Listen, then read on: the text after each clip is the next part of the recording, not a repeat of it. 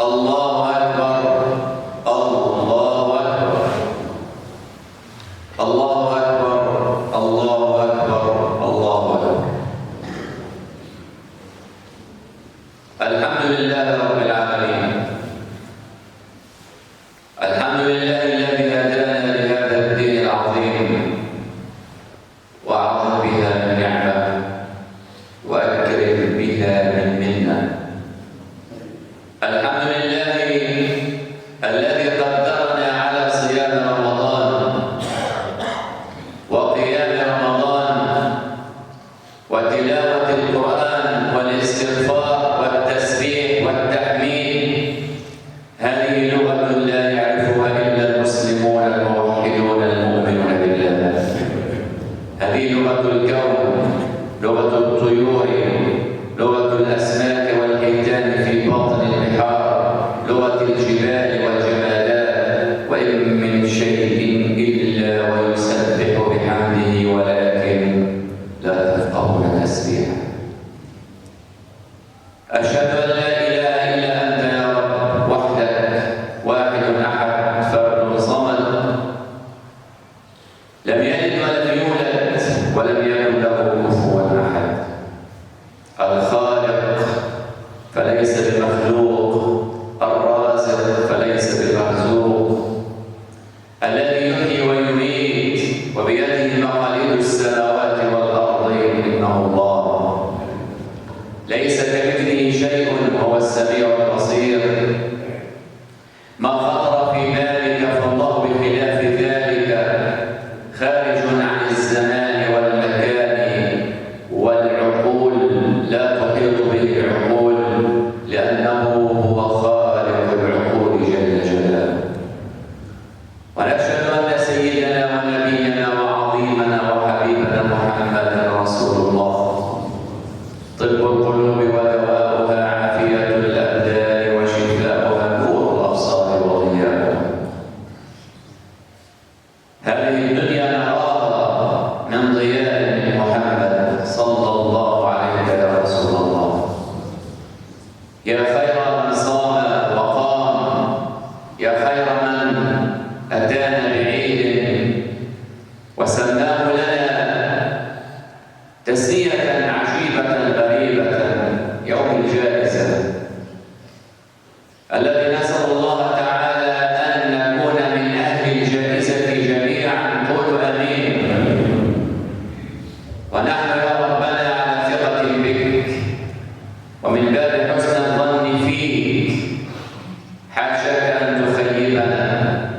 لك صمنا، لك ركعنا، لك تلونا الآيات، ذكرناك، استغفرناك. هناك من بكى، هناك من ندم، هناك من انكسر خاطره فلا جابر لخاطره إلا أنت يا جبار الخواطر يا الله.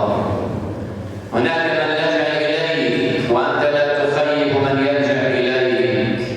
هناك من وقف على الأبواب، هناك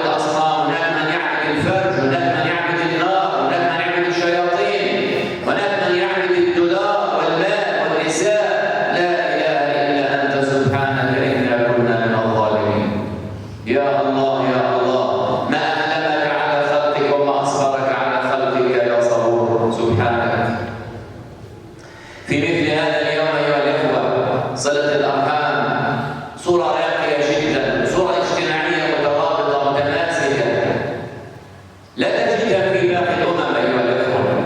صلة الأخوات والعمات والخالات والإخوان والجيران، أبسط ديباجة العيد ابتسامة طيبة في وجه أخيك، لا تعقدها بين الحاجبين، لا تقطبها، افرد، ابسط، اجعل حولك هيك طاقة إيجابية ولو بابتسامة. إذا كنت لا تؤمن الكلام الطيب، ابتسامة، نظرة حب، قبضة يد.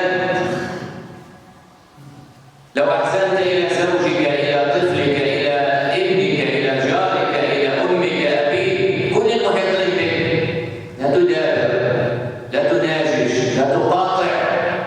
هذا يوم فيه تحصد الحسنات. إياك أن تكون غير حاصد، دير بالك، تزرع بالتالي طب احصد ما تحصد، يا أخي احصد ما تحصد، راحت عليك. وتلك الأيام دولا يا الأخوة، وما يدريك هل تكون بين ظهرانينا في العام المقبل. الله وحده أعلم. أصلح ما بينك وبين الناس، أصلح ما بينك وبين الله، صدقة ولو بابتسامة ولو بكلمة طيبة. ثم تذكر إخوانك الجوعى، العراة، المهجرين، النازحين، تذكر اليتامى والأرامل، تذكر الأبهات والآلام المقهورين. مجرد أن تتذكر هؤلاء وترفع أكف الدعاء يا رب فرج الكرب، الملك يقول لك ولك مثل ذلك.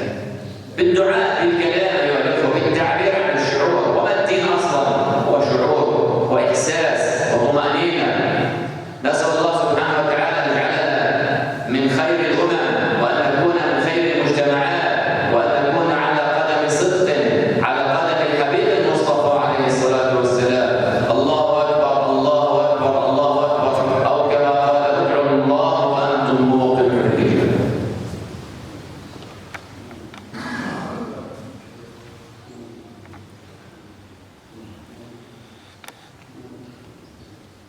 الله أكبر، الله أكبر، الله أكبر. هذه سنة النبي عليه الصلاة والسلام. كان يبدأ خطبة العيد دائما وأبدا في التكبير 9 تكبيرات، وفي التكبير يعظم الله عز وجل في نفسه. شو يعني نكبر وعيد؟ كأن النبي عليه الصلاة والسلام يريد أن نوصل إليك رسالة مفادها مهما كان